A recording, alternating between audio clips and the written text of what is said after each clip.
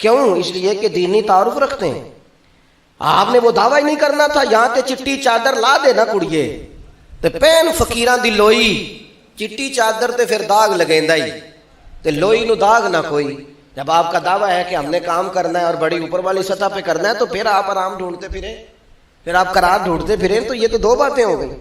ایک بات کرنی پڑے, دینی تعارف رکھنے والے آدمی نے اگر اس نے دین سکھانا ہے اپنے بچوں کو, اپنے گھر والوں کو, تو حسن اخلاق سے سکھائے گا. وہ اگر ڈنڈا پکڑ لے ہر وقت, سختی بھی کریں جہاں ضرورت ہو, لیکن اگر اس کا لہجہ ہی ہمیشہ کے لیے تلخ ہو جائے گا تو وہ کبھی بھی دین سکھانے میں کامیاب. انسان بہت سارے دینی غلطیاں کرتے ہیں.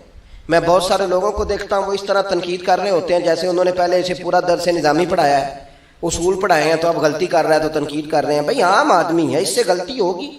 بڑی اہم بات بھی, بہت بڑا آدمی بنیادی بات سے بھی کسی وقت ناآشنا ہو سکتا ہے, لیکن آپ کے لہجے میں سختی ہے, آپ بات کرتے ہیں تو تلخ کرتے ہیں. آپ سے کوئی دینی کلام کیا جاتا ہے تو آپ سخت ہیں. دینی لوگوں کو چاہیے کہ وہ دین سکھائیں تو اس میں بہت زیادہ اخلاق کا خیال رکھیں.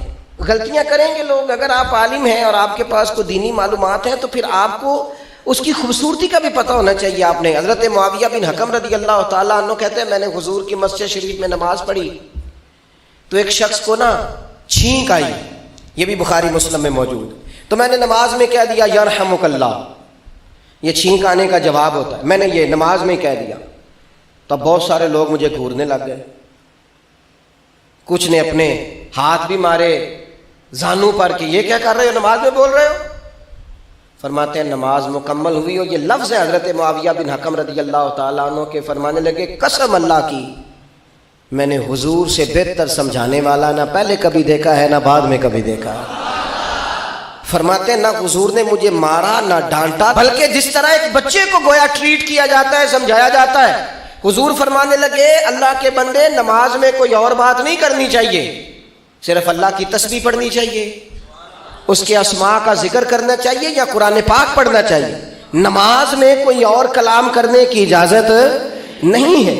ہمارے ہاں لوگ دینی مسئلہ سمجھاتے ہیں تو اتنا ان کے مزاج میں تلخی ہوتی ہے بعض اوقات, اللہ ماشاءاللہ. کچھ لوگوں کی طبیعت اتنی کرخت ہوتی ہے, بچہ نماز پڑھ رہا ہے اور حاجی صاحب اس کے ساتھ کھڑے نماز پڑھ رہے ہیں, لیکن وہ اس کو کھڑا کر رہے ہیں تو یوں کندھے سے ہلا کے تینوں آج تک نہیں پتا نماز ہے کہ یہ آپ دین سکھا رہے ہیں. یہ اخلاقی رویہ دین سکھانے کا, یہ لب و لہجہ دین سکھانے کا. قطعاً ایسا کوئی کام نہ کریں. میں تو یہ مدارس کے اساتذہ سے بھی کہتا رہتا ہوں, میں کہتا ہوں نبی پاک نے کبھی کسی کو نہیں مارا. آپ بچوں کو ڈانٹیں, کریں کچھ, لیکن وہ رویہ آپ اختیار نہ کریں جس کی دین اجازت نہیں دیتا. تو اخلاقیات میں ان چیزوں کا ضرور خیال کریں. ایک روایت اور عرض کر دوں آپ کو. حضرت جابر بن عبداللہ رضی اللہ تعالیٰ عنہ فرماتے ہیں میرے والد احد میں شہید ہو گئے تھے, میرے ذمے بہنوں کا بوجھ بھی تھا اور قرضہ بھی تھا. اللہ کے محبوب علیہ السلام نا مختلف طریقوں سے مختلف انداز میں میرے اوپر کرم نوازیاں فرماتے. نوازنے کا طریقہ, آپ نہ کسی کو نوازیں بہانے بہانے سے. میں نے بعض بزرگوں کو دیکھا ہے کسی بچے کو ادارے میں خانقاہ میں کمزور دیکھ